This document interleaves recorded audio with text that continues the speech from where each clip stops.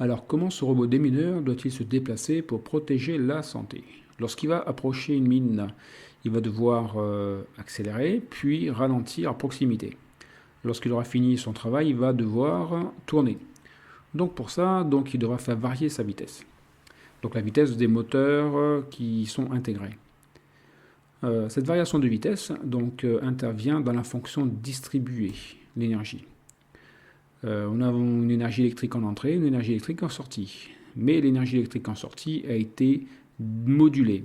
Elle a évolué.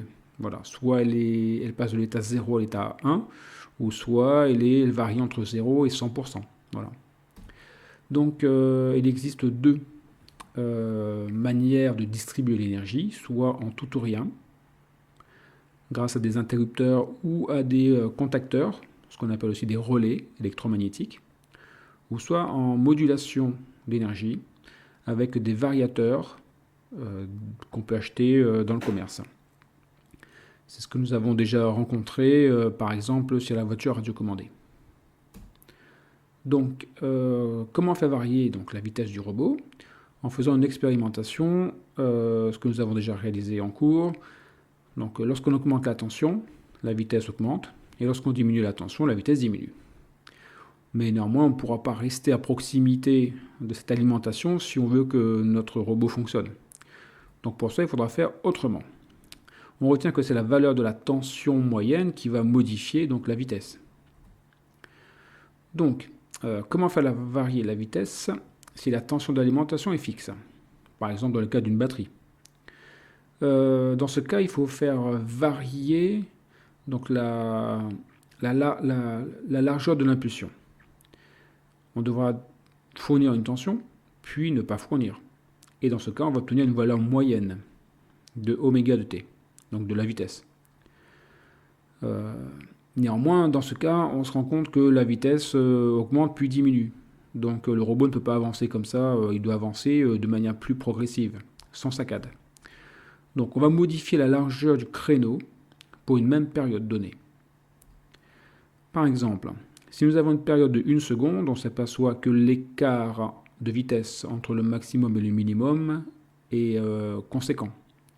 Pour une période de 0,5 secondes, pour une largeur de créneau identique, 50%, donc on s'aperçoit que l'écart entre le maximum et le minimum se réduit. Donc en diminuant la période, l'écart entre le maximum et le minimum de la vitesse va aussi diminuer. Donc nous aurons une vitesse plus lisse. Donc il faudra diminuer la période, c'est-à-dire augmenter la fréquence. Alors comment faire varier ensuite la vitesse? Donc on va modifier la largeur de l'impulsion. C'est-à-dire, nous avons donc ici la largeur de l'impulsion et ici la période. Donc on va jouer sur cette largeur pour changer la vitesse. Donc si nous avons une petite largeur, nous aurons une petite vitesse. Lorsque nous aurons une grande largeur de l'impulsion, nous aurons une plus grande vitesse. Et si nous avons bien sûr toute la largeur qui correspond à la période, nous aurons la vitesse de fonctionnement qui correspond à cette tension. Donc ce que nous avons fait ici, c'est la modulation à largeur d'impulsion. En anglais, PWM, Pulse Width Modulation. Nous rencontrons dans le commerce, bien sûr, des variateurs dont les fréquences sont très grandes, c'est-à-dire des périodes très petites. Ici, nous avons 25 kHz.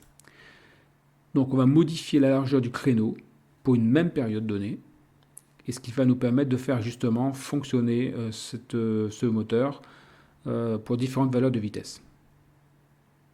Voilà, c'est fini pour cette partie.